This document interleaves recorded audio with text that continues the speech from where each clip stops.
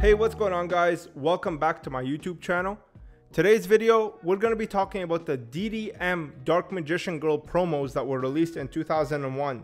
These promos are some of the best things I've ever seen released by Konami. These, in my opinion, are a must-have for any OG Yu-Gi-Oh collector as well as any DMG collector. So to start things off, we're going to talk about where these cards actually come from, which is this video game right here. This is the Dungeon Dice Monsters. This is where DDM comes from, Dungeon Dice Monsters. It's a video game that was released for the Game Boy Advance in Japan. We had a North American release of this exact game. However, it didn't have any promotional cards inside. Fun fact, that's one of the rarest video games sealed. Okay, like you really won't find an English one sealed on the market today. But anyway, this is the Japanese one that was released in 2001. Now this video game has a silver packet on the inside. I'm going to show you guys real quick. It's similar to a lot of the video game promos that came out in that time. If you guys have watched my GBI release, you guys would know that the GBI God cards come in a very similar packet, pretty much exactly like this one inside of the GBI games. Inside of this silver packet, you basically get 3 of these Dark Magician Girls on the inside. So let's get to the cards real quick. This set is basically 3 different artworks in 3 different rarities. First, you have the secret rare promos, which are silver lettered. Then you have the ultimate rare promos, which are gold lettered. And then you have the ultra rare promos, which are pink lettered. So initially, I thought that each rarity comes complete in the package. So what I mean by that is if you open a silver packet, you would get 3 cards inside, all being the exact same rarity. However, that's not the case, and I found that out when I posted my informative video on Patreon for this set, and one of the patrons messaged me. He said, hey, look, someone actually opened 4 of these games yesterday, like literally the day before I posted my Patreon video, which was crazy because there was never been an opening on YouTube for this game before that.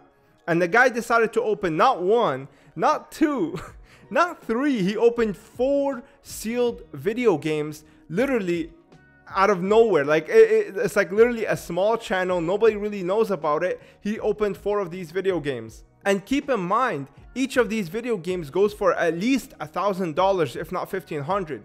So that's like a massive amount of money to blow in one shot. But alas, he did that, and now we have some concrete evidence about how you actually get these cards. In the 4 videos, in box number 1, he opened 2 ultimate rares and 1 secret rare. In box number 2, he opened 3 ultimate rares. In box number 3, he opened 2 ultimate rares and 1 secret rare. And then box number 4, he opened 1 secret rare and 2 ultimate rares. So it seems like the majority of the cards out there are all ultimate rares. The art doesn't really matter, so it's not like one art is more printed than the other ones. It just seems like this rarity is like the common, and then this is sort of like the super rare version of that, where basically sometimes you get one of these seated in there, but most of the times it's usually just ultimate rares. But don't get it twisted. Just because these are common inside of the packets, it doesn't mean that they're actually common in general. These cards are actually quite rare. They're very, very difficult to acquire, and they can go up to like $200-300 if they are near mint to mint. Graded ones can go all the way up to $2,000 if you have the right artwork. But that's just these 2. How come I didn't bring up these guys when it comes to the pull rates? Well, that's because this variant actually comes in a completely different release. So a lot of people, I believe even the Japanese, believe that these all come out of the same video game. However, that's not the case. I went into so many deep rabbit holes to figure out where these cards actually come from, because initially people thought that these are actually short printed or super short printed, because on the aftermarket, the pink lettered ultra rares go for almost 4 times the price of these guys right here. So why is it that these are so expensive? If it's not short printing, what is it that makes these cards so hard to find? I believe that this is actually a second release of the DDM video game, and I'm going to prove to you guys why. So as I was scrolling on Google Images, I was trying to find some visual cue about where these cards can actually be found. And I found this old auction listing of these exact rarities being listed alongside the DDM game. So I was like, look, they come out of the DDM games, but there has to be some variance. It can't be the exact same because nobody's ever seen these get pulled. And what I come to find is that there's actually a different version of the Dungeon Dice Monsters game that houses these cards right here. So the outside cover looks the exact same. On the back, however, that is where the detail is. If you can take a look right here, you will see a symbol of Japan with a red stripe behind it. The version that has these games on the inside does not have this symbol right here. Another interesting fact is that these guys right here come in a silver packet as well. However, it has the same dynamic as the GBI God cards. What I mean by that is, the first release has a square cut for the wrapper, and then the second release, or the pink lettered ones, have a zigzag cut to the wrapper.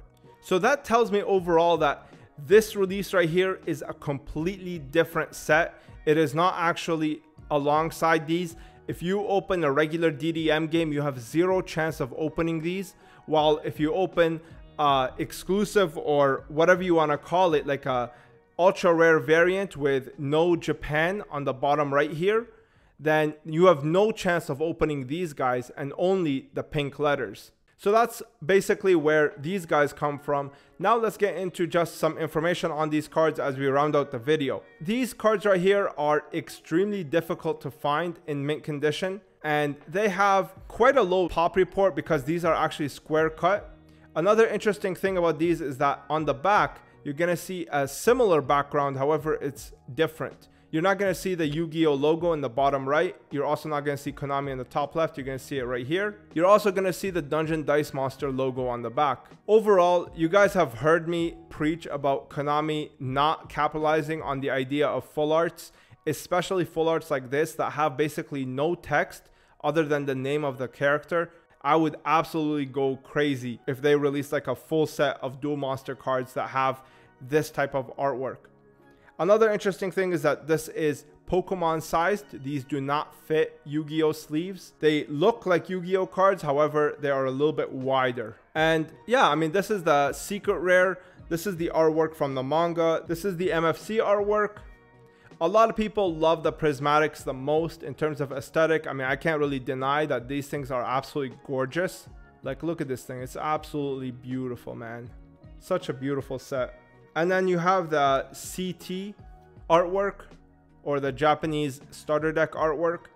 Also just as beautiful. And then this is the common set, which is the ultimate rares, which, like, in my opinion, look unbelievable, man. Dark Magician Girl and Ultimate Rare. So nice, man.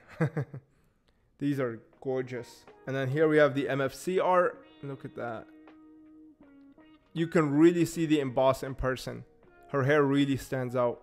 Gorgeous. And then this is probably the least expensive one. This is the CT blue variant. On PSA, by the way, if you want to look these up, they call them green, pink, and blue. They don't work like how it's not like this is one set. It's actually like this is one set, this is one set, and then this is one set. And then here is the rarest version of these cards, which is the ultra rare. You can kind of tell actually the card stock is a little bit different too. These were definitely produced at a different time. Beautiful.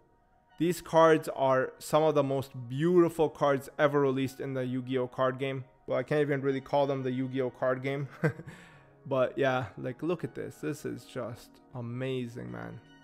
Another thing is that these are square cut cards. So because of this, you're never going to have centering issues. These are all attached to each other. So if there's anything that's off center, it's going to show right away because you're going to be able to see the next card, right? So yeah, that's the Dark Magician Girl DDM set. This is one of the most collectible sets out there. It's a 9-card set. These guys go for around $300 each.